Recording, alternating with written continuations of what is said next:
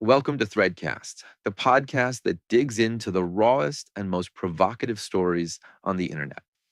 And I'm Reed, and my job here is to question everything that seems too obvious to actually be true. And I'm Nora. Together with Reed, we debate real Reddit confessions through a human and honest lens. Today's theme is incredible. When staying silent is actually the most powerful move you can possibly make. Exactly. And the question that opens this episode is almost annoyingly simple. What is the most powerful thing you can say in a hostile situation? The answer is absolutely nothing. 0 words. Total silence. That is so counterintuitive, Reed, because the natural instinct of any person when challenged is to defend themselves or lay all their cards on the table. But total silence can completely flip the dynamic. It is exactly like playing poker.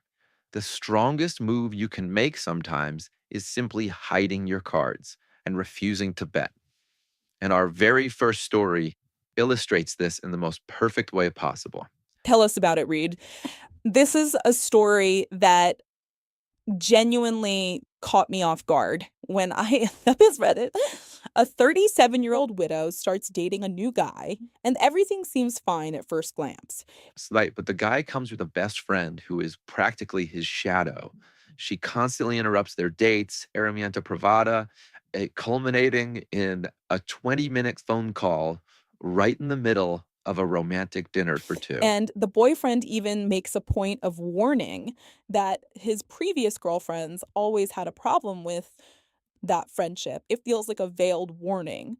But then the original poster makes a decision that flips everything. She completely subverts the script. When she finally meets the best friend in person, instead of marking her territory or getting defensive, she acts with total indifference, not a single trace of jealousy or competition. And it goes beyond just her posture, Reed. She literally tells the friend the relationship is nothing serious. Imagine the impact of that. One single sentence that delivered with complete calm, and the whole game shifts direction. The result is almost comical. The friend disappears from the picture almost innocently. The interrupting phone calls stop entirely. And the boyfriend is left completely bewildered, unable to understand what exactly just happened But I there. need to pause here and push back a little. Reed, isn't she just avoiding unnecessary conflict? It feels like she is walking away from a rigged game instead of demanding her fair share of space. On the surface, it looks like avoidance, yes. But looking more carefully, she is cutting off the friend's emotional fuel.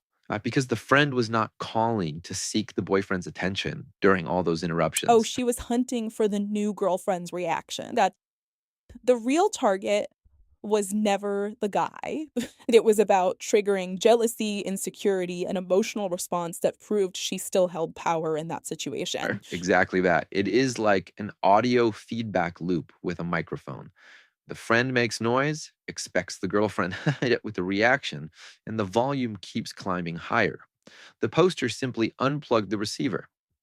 And the loop collapses on its own.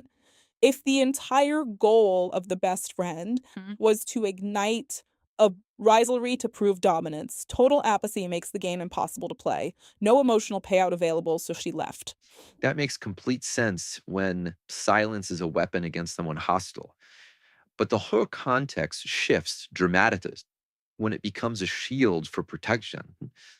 Our second story is far heavier than the first one. So much heavier. A father is hospitalized and declining fast.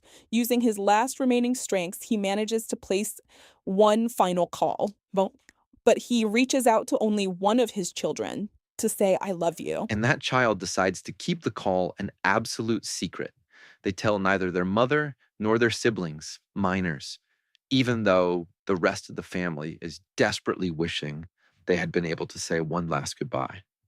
That is such an enormous weight to carry alone, isn't it? My heart goes out to anyone who lived through death. But I also understand that staying silent came from a place of genuine care for the other. That is exactly where I get stuck, Nora. Seriously. Yeah. Does a family not deserve to know a dying father's final actions? Even if it hurts, hiding that information feels uncomfortably close to a form of dishonesty. But think about the alternative, Reed. Revealing that call does not bring the father back vision. What it does is plant a seed of jealousy that could grow for decades. The online community was very direct about that. Because the mother and siblings would spend their whole lives wondering why they were not chosen for that final.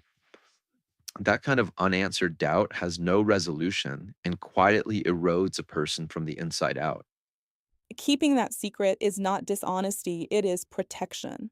It is a shield for the family's collective grief. The person who received that call is carrying an enormous burden to spare everyone else from something irreparable.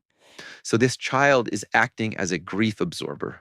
They carry the emotional weight of being the chosen one, so the rest of the family can process their loss without having an additional painful layer added on top. It is a calculated and deeply beautiful emotional sacrifice, Reed. This person gave up their own need to share, a truly profound moment, just to prevent everyone else from feeling like they were second choice to their father. Silence here is not a lie. It is a structural pillar keeping shared grief from collapsing into resentment.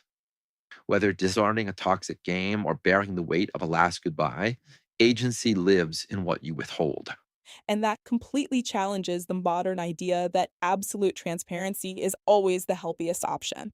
Knowing when to let silence do the heavy work requires an entirely different and much rarer kind of emotional intelligence. So here is a concrete challenge for you watching right now.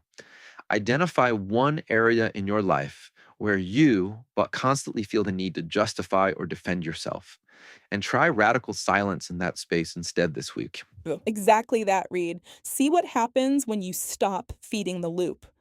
Sometimes the most powerful thing you can to offer in a tense situation is not a carefully crafted response, but simply and deliberately saying nothing at all. Here is the question that keeps echoing in my head. If our unspoken secrets quietly shape so much of who we are you more defined by what you broadcast loudly or by the truths you deliberately keep? What a powerful note to leave on. If this episode made you think, subscribe to the channel right now and hit the notification bell. Every week we bring stories like this, raw and thought-provoking. See you next ThreadCast.